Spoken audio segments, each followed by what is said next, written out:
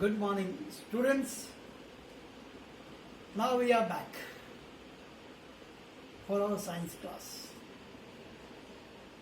Remember in the previous class what we studied? We studied about force and what are the effects force can produce. First of all, thank you very much for all those who did their work. Special thanks to those who performed the activities and send it to me. Good. This is how we go and learn. So those who have done it, well done. Those who have not done it, get inspired, do it. Well, when we were talking about force, we talked about what force can do and what are the effects it can produce. Today we will study one of the special effects of force. Before that, look at my presentation. One of the effect of the force is another term, we call it pressure. Basically, the effect of force depends on, number one, the amount of normal force acting on a body. You know this normal force, special name they gave, they call it thrust. Anyway, that is none of your business. When you will go to higher classes, you will know the difference between thrust and force. So the first point, the effect of force depends on, number one, the amount of normal force acting on a body. Second point, it depends on the area over which the force is applied. It depends on the area over which the force is applied. Well, come back. You know, in our day-to-day life, we come across so many practical applications. If you look at carefully, the back tires of heavy trucks, they are double. The rear tires of heavy trucks are double. Two tires are there. Similarly, on skiing, you know, skis are longer. Further, look at the surfboards. Imagine. Surfboard, if you have not seen, then you can imagine. People dancing on the waves on a wooden plank-like thing. Anyway, that is big. Knife got two edges. One is sharp edge, one is blunt edge. Forget knife. Even the nails.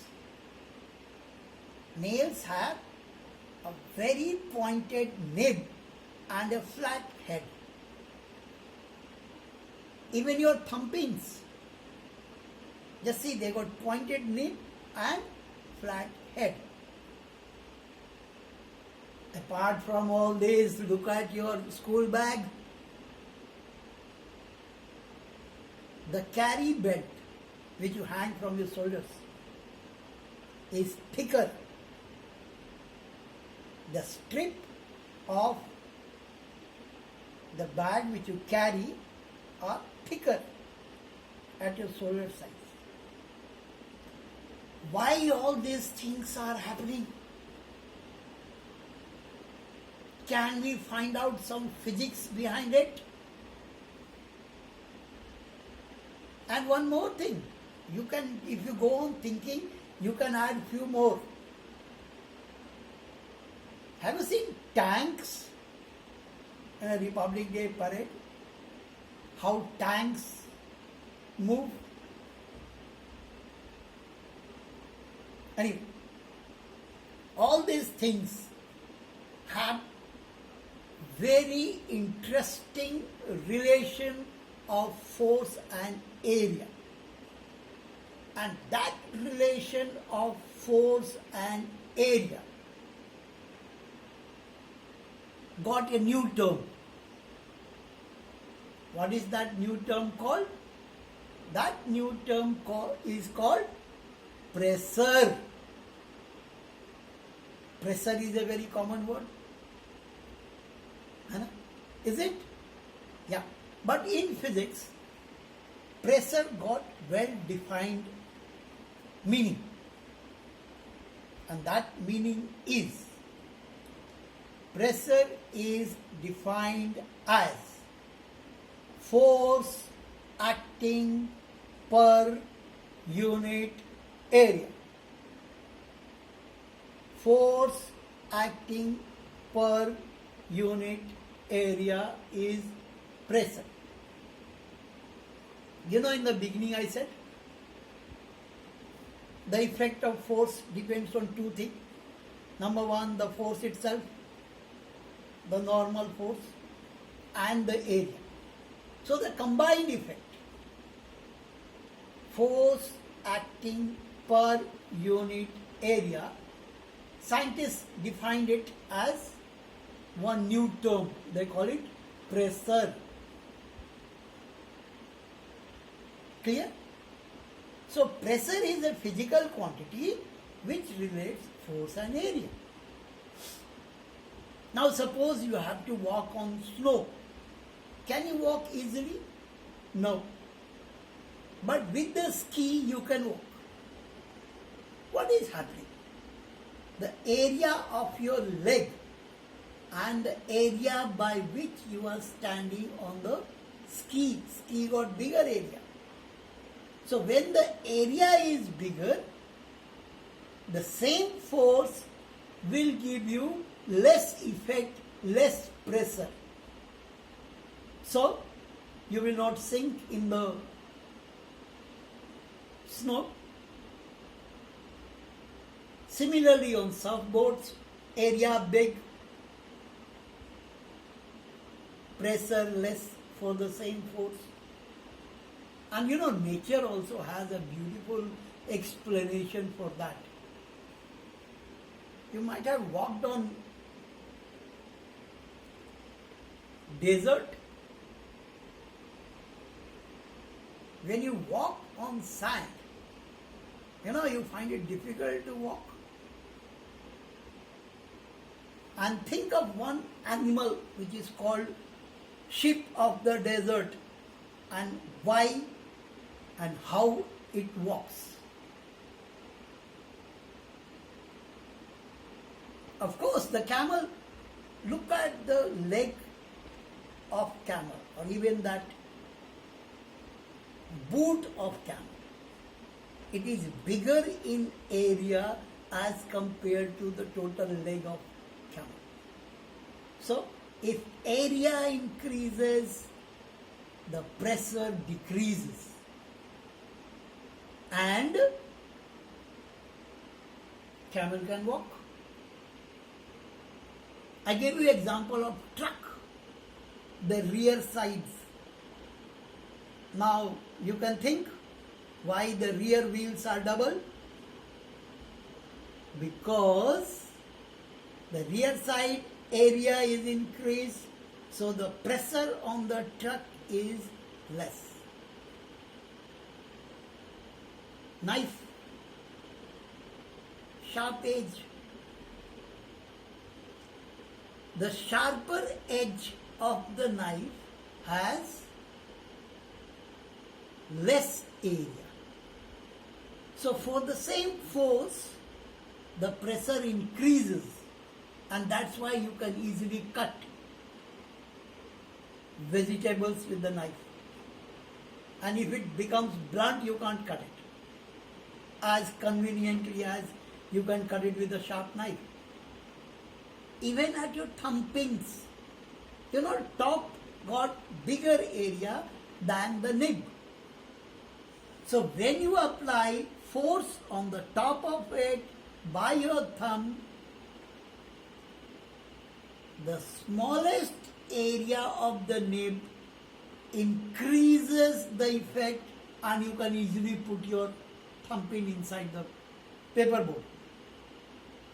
You can get so many examples in your day-to-day life. Job number 1.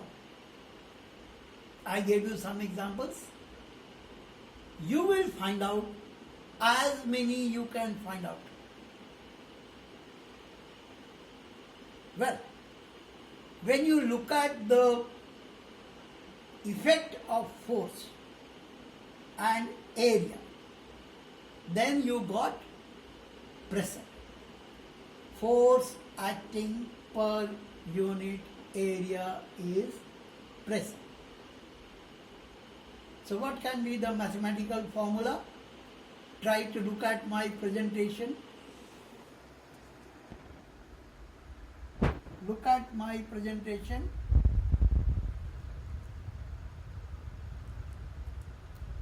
Yes. The impact of force acting per unit area is called pressure.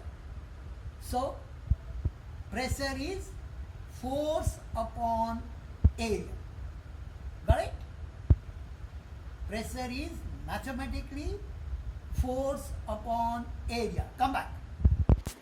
Now, can anyone think what can be the unit of pressure? I told you, if you get a physical quantity, you have to have its unit, you have to measure it, you have to calculate it and all that. What can be unit of pressure? Well, look at my presentation.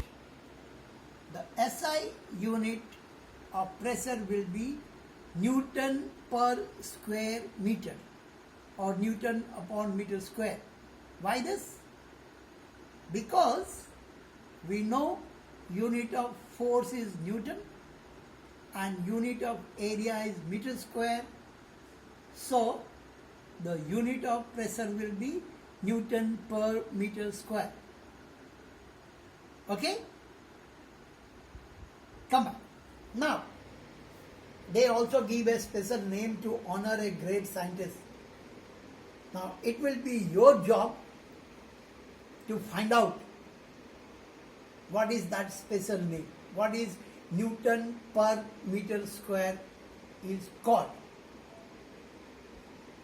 And write in your comment box quickly.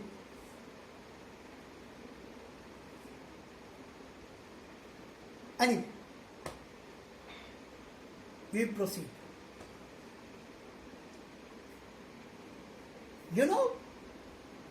Atmosphere also exerts pressure on us or on everything around.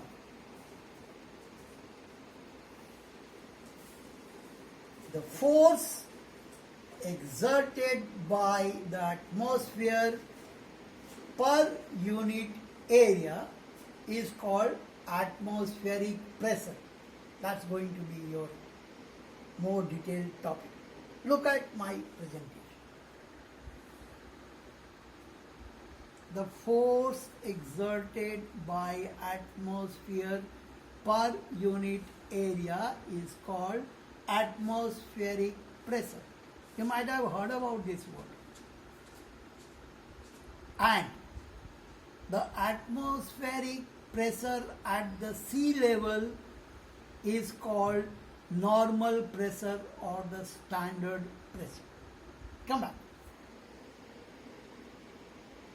How to get that? How people got this idea?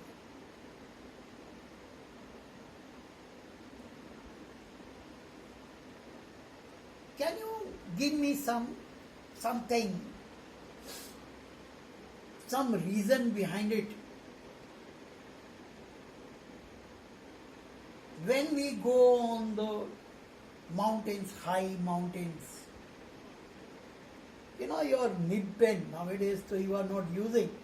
But in our days, we used to use fountain pen or nib pen. Nib pen starts leaking. Or even some people, nose bleeding starts.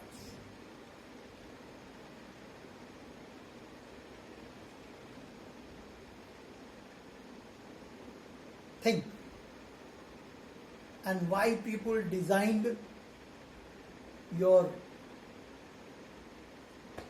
what you call, gel pen or ball pen, all that.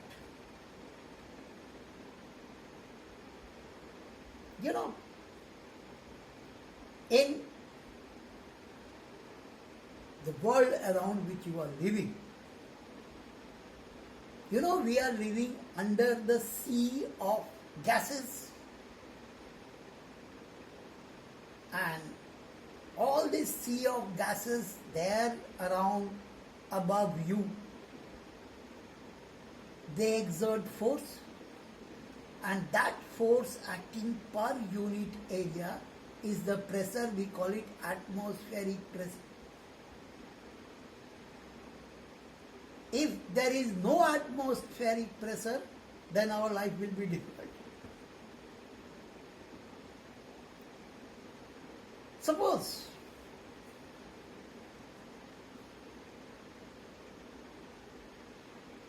your pressure or your atmospheric pressure is increased,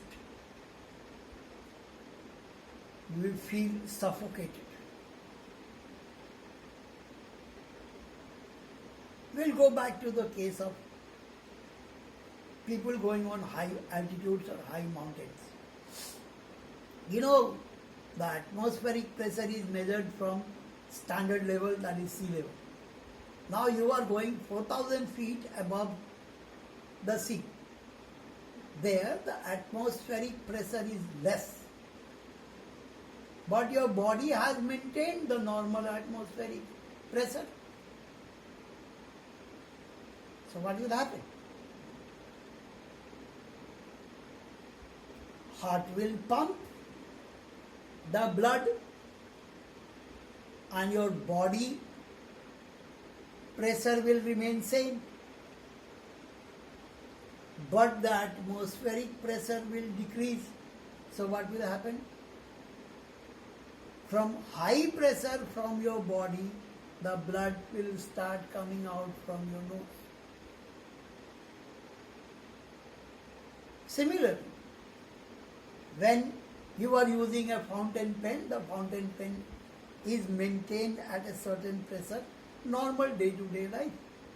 But when you go up high altitude, pressure decreases, so the pressure inside the pen is more than the pressure outside. So what will happen? The ink will start come out. The ink will come out. The result of this, people have to think different ways to maintain that pressure. Sometimes even your aircrafts, they are also pressurized, the pressure is maintained.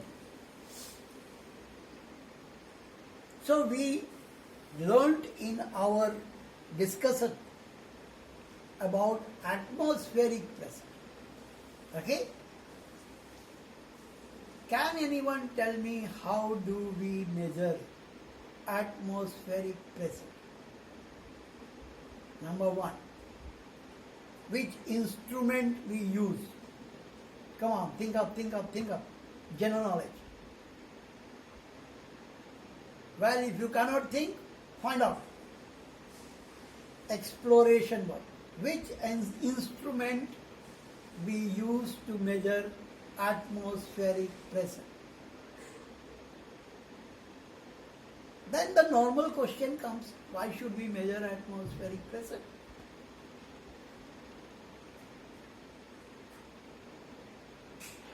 Why should we measure atmospheric pressure? Think and write in the comment box. Okay. If you cannot find out, I will tell you. Suppose in Delhi, the air pressure drops.